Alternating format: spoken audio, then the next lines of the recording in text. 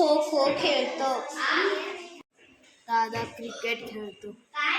दादा क्रिकेट खेळतो. ताई गोष्ट वाचते. तो लवकर गेला. मामा क्रिकेट खेळतो. आई फूल तोड. मी पूजा केली. ताईने ड्रेस आणला. श्रुती घरी आली. मी ड्रेस आणला. खो खो खेळतो. मामी खो खो खेळती.